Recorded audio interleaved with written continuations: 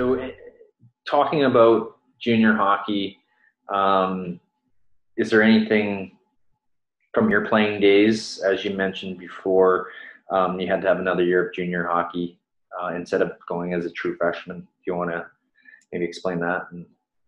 Yeah, I guess everyone's in a rush to go to the next level, right? So, um, and it's very sensitive into the youth hockey. My son has to play up, or they got to get to the older team or the better team. But I think it's from a junior hockey standpoint, it's just doing well when you're playing junior hockey.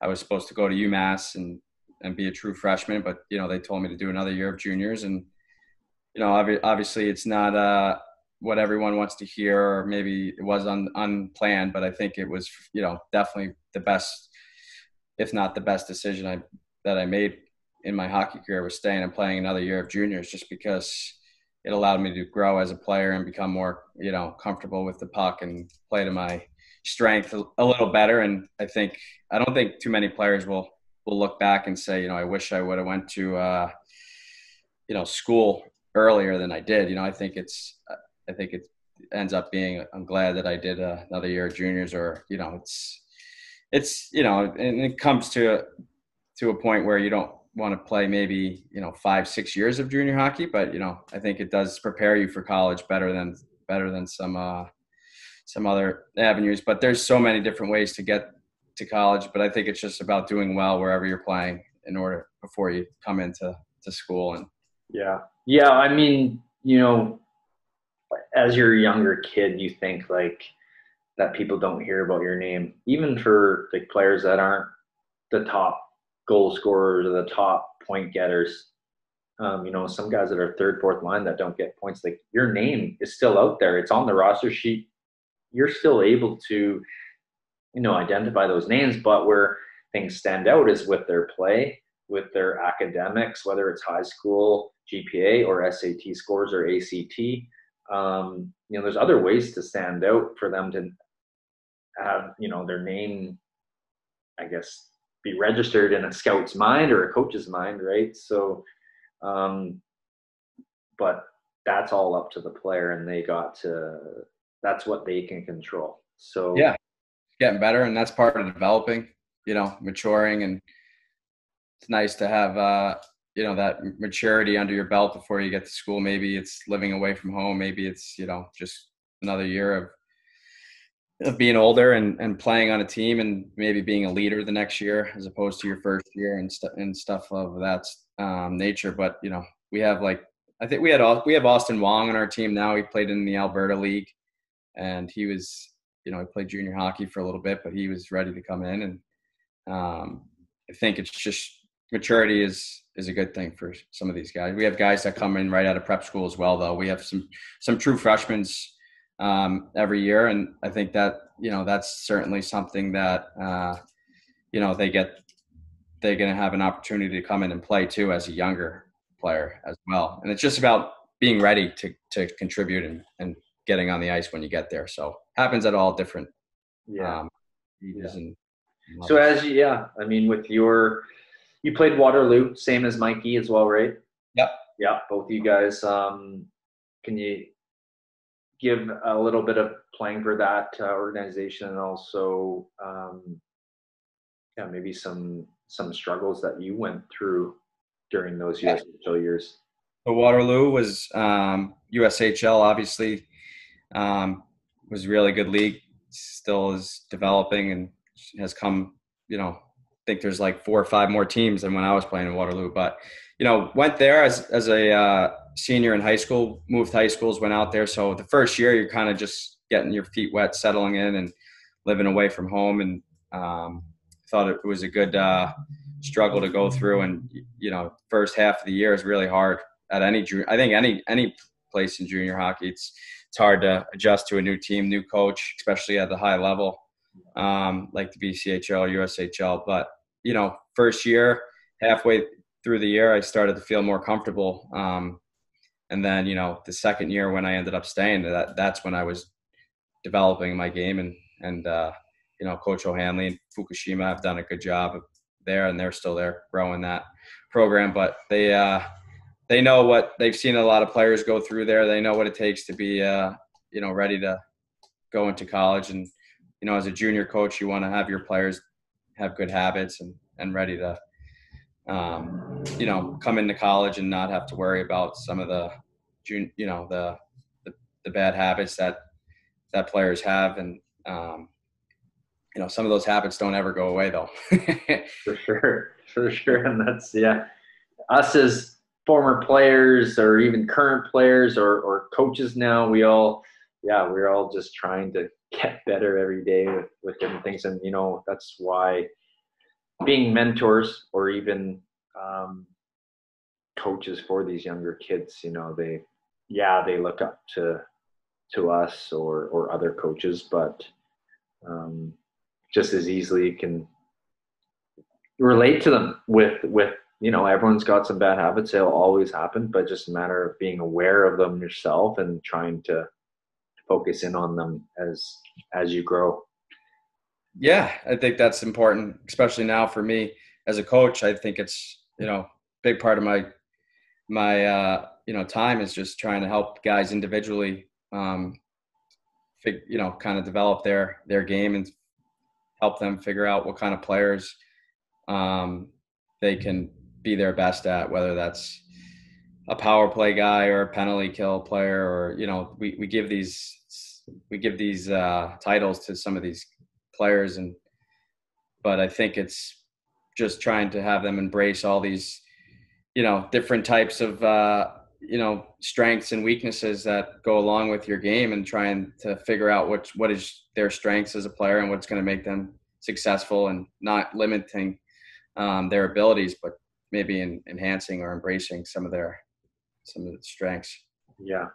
As you had referred to before, like players playing on these super teams. Do you want to elaborate more on what you can share knowledge and your perspective of that?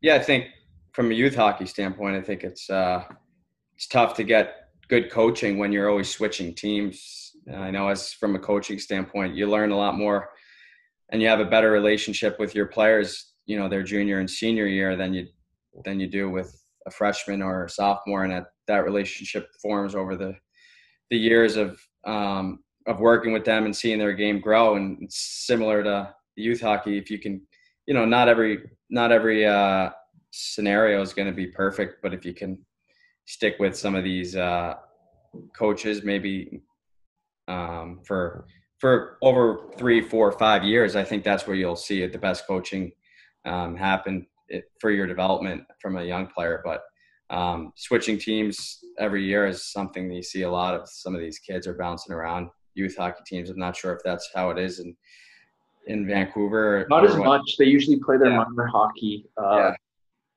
right from September all the way to March. And then they'll have another different season of a spring team. Usually with those spring teams, it's the hockey go-getters and the serious players, as much as there are players that will sign up that want to improve and get more ice time or more games. But in the spring hockey, when you're playing games, it becomes quite competitive and players are sitting, shortening the bench. So less puck time, less ice time for some that play. And when it comes down to finance, they're spending a lot of money to kind of waste their time. I shouldn't say fully waste their time. Like, obviously it's a great thing to be around their buddies and players and other parents, but I think you can really take advantage of using that money towards something else, whether it being skill development on the ice, dry land, maybe some are old enough to go in the weight room, or even not even to do anything with actual hockey, but to work on their character, self-development with something else. Other things can teach that, whether it's music class or another course for school or something that. No, for sure. I think, practice time, being efficient with it. And if you have, a really good program or a team, and if they're practicing really hard against each other, that's awesome. Like that's going to develop you pretty, more effectively, I guess, than, wasting the practice time when you have the best players in you're on the best team. If you're getting after it in practice, I think that'll be a big advantage for the player, because you're getting reps against the best players from the team, and they're competing hard in practice. And obviously the practice, I think practice time and habits, and you hear a lot about the player development, but I think can you translate your practice habits to the game is a big part of the development stuff. So yeah, for sure. So we'll go on to the next question here. Identity as a player, yourself or helping other players as well. Is there, anything that you can explain more towards that? Yeah, I think your identity as a player is something, evolves over your hockey career. I know, looking back on, my career and coaching now, I think if you, from a younger age, you're just kind of developing your skills and your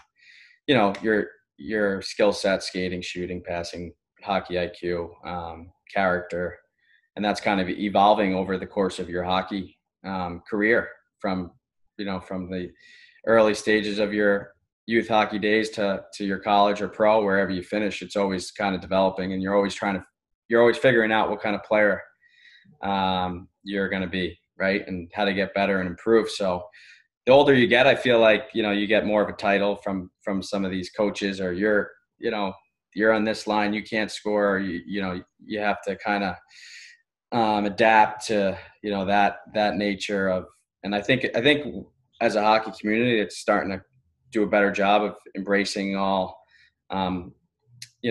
having more players, be more creative and come out of their comfort zones. And I think it's important. You do have an identity, though, once you do get to the higher levels. And like we talked about earlier, just trying to figure out what kind of game your strengths are tailored to. And I think, for me, I was a little guy, I had the puck a lot, so I had to make plays. I don't think I could go out there and hit guys as much as I tried to, but that's something that the more I got, through my hockey career, the more I figured out, like, that's what's going to make me successful, is just kind of playing to that identity, not worrying about some of the other things that you try to do because people told you can't do this, so I think I don't know, from your career, coming up and playing as a skill guy, like yourself, like, you're always trying to figure out, how do I add an element to your game, instead of maybe improving some of your strengths and working on your strengths. Yeah, I mean, not all can have skills like yourself, and being a highly skilled player, lots of points, and being a very good half-hole guy. I remember playing against you there when you guys came to our rink at Quinnipiac. Yeah. That was a really fun game. It was a packed house, and yeah, you guys are number 9 and we are number 10. Yeah.